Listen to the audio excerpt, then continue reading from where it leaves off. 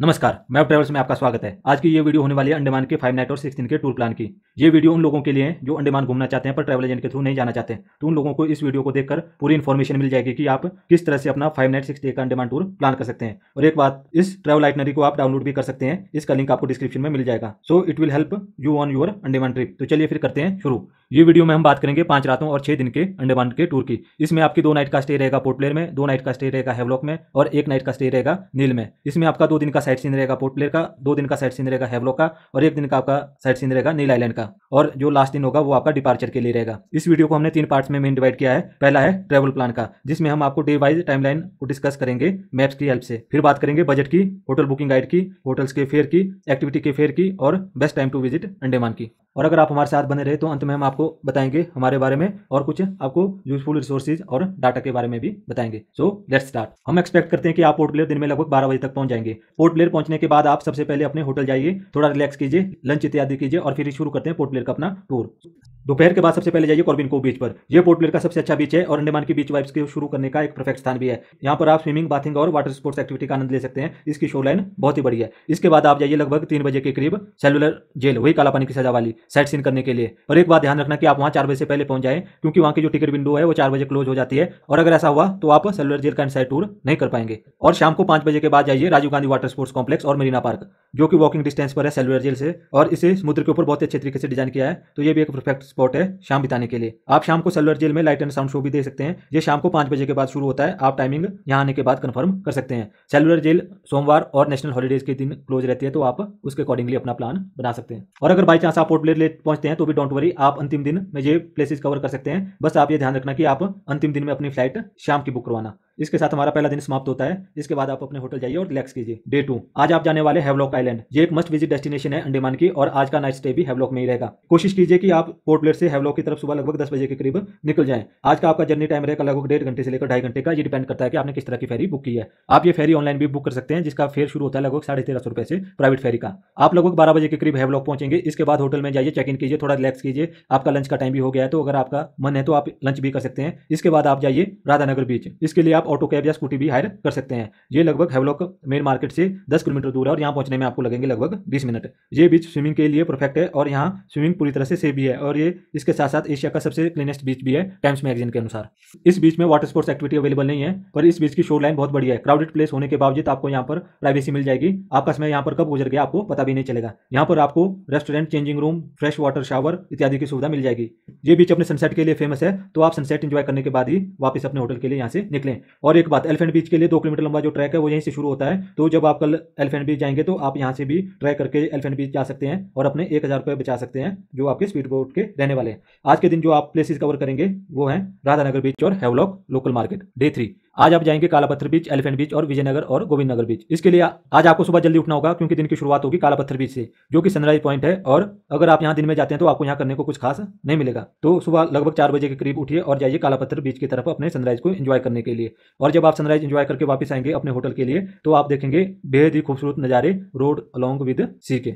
जब आप वापस अपने होटल आएंगे तो आप फ्रेश होइए, तैयार होइए और कोशिश कीजिए कि आप लगभग 9 बजे के करीब अपनी अगली डेस्टिनेशन एलिफेंट बीच के लिए निकल जाएं। तो इसके लिए आपको सबसे पहले जाना होगा हैवलॉक जेटी पर। वहां से आपको बोट मिलेगी एलिफेंट बीच के लिए। ये जर्नी लगभग 20 मिनट की रहने वाली है। और एक बात ध्यान रखने वाली ये है कि जिस बोट से आप हैवलॉक जाएंगे आपको वही बोट वापस भी लेकर आएगी। वो आपको उसी वक्त बोट मालिक बता देंगे कि आपको किस टाइम पे वापस आना है, तो आपको उसी टाइम पे वापस आना होगा। और इसका जो फेयर रहने वाला है वो रहने वाला है लगभग 1000 रुपये पर पर्सन। और अगर आप ये 1000 रुपये बचाना चाहते हैं तो आप ट्रैक के थ्रू भी एलिफेंट बीच पहुंच सकते हैं। इसके लिए आपको राधानगर बीच जाना होगा और वहां से आप 2 किलोमीटर लंबा ट्रैक भी कर सकते हैं। एलिफेंट बीच एक वाटर स्पोर्ट्स एक्टिविटी हब है। यहाँ पर आप हर तरह की वाटर स्पोर्ट्स एक्टिविटी कर सकते हैं, जैसे कि jet skiing, scuba diving, snorkelling, banana boat ride, glass bottom ride इत्यादि। एलिफेंट बीच एक्सप्लोर करने के बाद आप वापस आइए हैवलॉक और उसके बाद जाइए गोविंद नगर बीच और विजयनगर बीच पर। वैसे तो इन बीचेज को डायरेक्टली एक्सेस करना टफ है, क्योंकि इन बीचेज का एक्सेस यहाँ के होटलियर्स और रेस्टोरेंट ओनर्स के पास है, तो वो इन बीचेज को आपको एक्सेस करने नहीं देंगे बगैर उनकी सर्विस को लिए हुए। तो अगर आप चाहें तो वहाँ पे एक लंच इत्यादि कर सकते हैं और साथ में वो बीच भी देख सकते हैं। वैसे अगर आप अफोर्ड कर सकते हैं तो हम आपको ये रिकमेंड करेंगे कि आप अपना होटल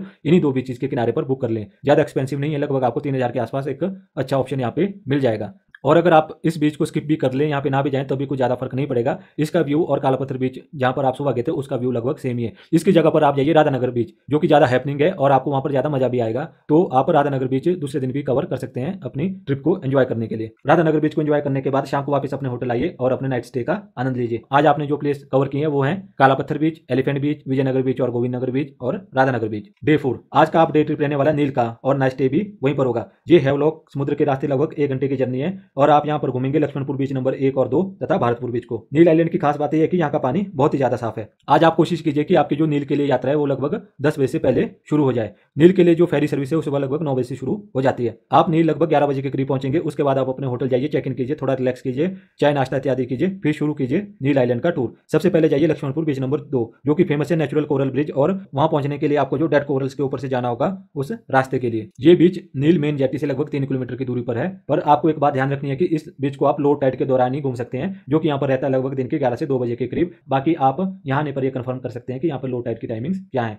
आज की जो अगली डेस्टिनेशन है वो है भरतपुर बीच, जहां आप जाएंगे दिन में लगभग 2 बजे के करीब। और ये एकमात्र बीच है नील का जहां आप स्विमिंग कर सकते हैं और वाटर स्पोर्ट्स एक्टिविटी का आनंद भी ले सकते हैं। ये दुनिया के उन बीचेज में से एक है जहां पर समुद्र में बहुत लंबा चल सकते हैं, वो भी बगैर डूबे हुए। अब शाम को बारी आती है लक्ष्मणपुर बीच नंबर 1 की, जहां आप जाएंगे लगभग 4 बजे के करीब, जो क्योंकि ये बीच फेमस है अपने सनसेट के लिए और ये भी लगभग 3 किलोमीटर दूर है अपने नील जेटी से। इस बीच पर स्विमिंग अलाउड नहीं है और इस बीच में आप कहीं भी टेबल के ऊपर बैठ के या समुद्र के किनारे बैठ के अपने स्नैक्स का आनंद ले सकते हैं। एक बात मैं आपको और बता दूं कि अंडमान में सनराइज और सनसेट का जो टाइम रहता है वो लगभग सुबह और शाम को 5 बजे के करीब रहता है। लक्ष्मणपुर बीच नंबर 1 घूमने के बाद आप वापस अपने होटल आइए, रिलैक्स कीजिए और आप यहाँ पर रात को नाइट कैकिंग जो एक एक्टिविटी है आप उसका मजा भी ले सकते हैं, जो कि यहाँ की एक फेमस एक्टिविटी है।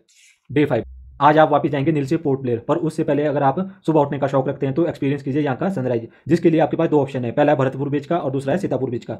अगर आप सुबह नहीं उठते हैं तो भरतपुर बीच के आसपास ही कोई होटल ले लीजिए ताकि आप सनराइज अपनी बालकनी से ही देख पाएं। और हम आपको रिकमेंड करेंगे आप पहले सीतापुर जाइए और वहाँ का सनराइज देखने के बाद आप सुबह की ताजगी का आनंद लेते हुए भरतपुर बीच आइए। इस तरह से आप इन दोनों बीचेज का आनंद ले पाएंगे और आप इन दोनों को इजिली एक्सेस भी कर सकते हैं क्योंकि ये आइलैंड बहुत ही छोटा है। इसके बाद आप वापस अपने होटल आएंगे और तैयार हो जाइए अपने पोर्ट ब्लेयर की जर्नी के लिए। तो हम आपको रिकमेंड करेंगे आप लगभग 9 से 10 बजे के करीब नील से पोर्ट ब्लेयर के लिए निकल जाएं। आप लगभग 11 बजे के करीब पोर्ट ब्लेयर पहुंचे तो उसके बाद आप अपने होटल जाइए, चेक इन कीजिए और थोड़ा रेस्ट वगैरह करने के बाद आपको आज के लिए हम 2 ऑप्शन देंगे, आप उनमें से कोई भी ऑप्शन पिक कर सकते हैं। पहला ऑप्शन है कि आप रॉस आइलैंड जाएं, जिसे अब हम नेताजी सुभाष चंद्र बोस आइलैंड के नाम से भी जानते हैं, और नॉर्थ बे बीच जाएं और आप इन दोनों का कंबाइंड ट्रिप भी ले सकते हैं। रॉस आइलैंड ये एक छोटा सा आइलैंड है और हिस्टोरिक ब्रिटिश कालीन आर्किटेक्चर और अवशेषों के लिए प्रसिद्ध है। आजादी से पहले अंग्रेज यहीं से पूरे आइलैंड को रूल करते थे और वो इस जगह को ईस्ट ऑफ पेरिस कहकर भी बुलाते थे।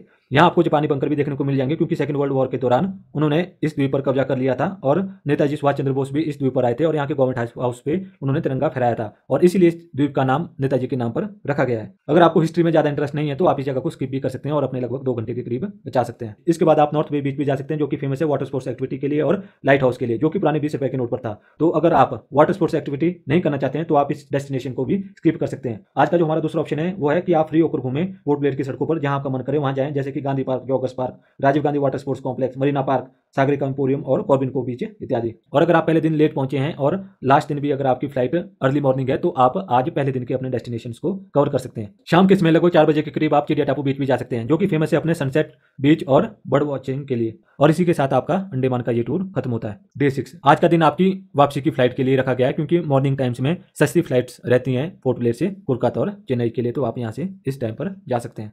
और अगर आपकी फ्लाइट आज की इवनिंग की है तो आप डे 1 के साइट सीन भी आज कवर कर सकते हैं। दोस्तों अगर आपकी फ्लाइट मॉर्निंग में थोड़ी लेट है या आफ्टरनून में है तो आप उससे पहले अपनी फ्लाइट का वेट करने के लिए आप जा सकते हैं जॉगर्स पार्क, जहां से कि आपको एक बेहतरीन नजारा देखने को मिलेगा सिटी का। ये हाईएस्ट पीक पर है पोर्ट ब्लेयर की। तो दोस्तों अब बात करते हैं होटल बुकिंग गाइड की कि आपको अपने अंडमान ट्रिप के दौरान कहां अपने होटल बुक करनी चाहिए। सबसे पहले बात करते हैं पोर्ट ब्लेयर की। आपकी स्क्रीन पर आपको दिख रहा होगा, अगर आपका बजट का इशू है तो आप इस रीजन में अपना होटल बुक कर लीजिए ताकि आप इजीली पहुंच सके जेटी पॉइंट और एयरपोर्ट। और अगर आपका बजट का इशू नहीं है तो आप कहीं भी बीच रिजॉर्ट प्रॉपर्टी को बुक कर सकते हैं। दोस्तों अब बात करते हैं हैवलॉक में होटल बुकिंग गाइड की। अगर आपका बजट का इशू है तो आप कहीं पर भी आपको जहां पर सस्ता होटल मिले आप उसको बुक कर लें। और अगर आपका बजट का इशू नहीं है तो आप विजयनगर बीच या गोविंद नगर बीच में कोई भी बीच साइड प्रॉपर्टी या रिजॉर्ट को बुक कर लें। और अब बात करते हैं नील की। अगर आपका बजट का इशू नहीं है तो आप इस रीजन में अपना होटल बुक कर लें। और अगर आपका बजट का इशू है तो कहीं पर भी आपको जहां पर आपको सस्ता होटल मिले आप उसको वहां पर बुक कर सकते हैं। तो दोस्तों अब बात करते हैं बजट की कि इस अंडमान के टूर के लिए आपका कितना बजट लगेगा। तो ये जो रेट है ये 2 लोगों के लिए है और इसमें हमने फ्लाइट के फेयर इंक्लूड नहीं किए हैं, तो आप उनको खुद चेक कर सकते हैं। यहाँ पर जो हम होटल की कॉस्ट आपको बता रहे हैं, इसमें हमने आपका ब्रेकफास्ट और डिनर इंक्लूड करके रखा हुआ है। तो अगर आप होटल, ब्रेकफास्ट और डिनर के साथ बुक करते हैं और ट्रांसपोर्टेशन के लिए ऑटो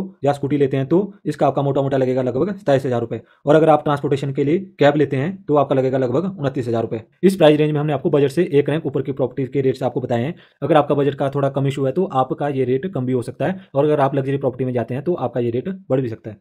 तो चलिए अब आपको एक प्राइस ब्रेकअप दे देते हैं। डे 1 में पोर्ट ब्लेयर में होटल का लगभग ब्रेकफास्ट और डिनर के साथ 2,000 रुपये, स्कूटी और ऑटो का 600 रुपये, और अगर आप कैब इस्तेमाल में लेते हैं तो लगभग उसका 1,000 रुपये। आज का आपका वाटर ट्रांसपोर्ट का कोई चार्ज नहीं रहने वाला है। डे 2 का हैवलॉक का नाइट स्टे का लगभग 2500 रुपये, स्कूटी ऑटो का लगभग 600 रुपये, कैब का लगभग 600 रुपये, और फेरी का किराया जो पोर्ट ब्लेयर से आपकी हैवलॉक के लिए रहने वाली है उसका लगभग 3,000 रुपये, और फेरी का जो कि आपकी पोर्ट ब्लेयर से हैवलॉक के रहने वाली है 1,500 रुपये पर पर्सन के हिसाब से लगभग 3,000 रुपये।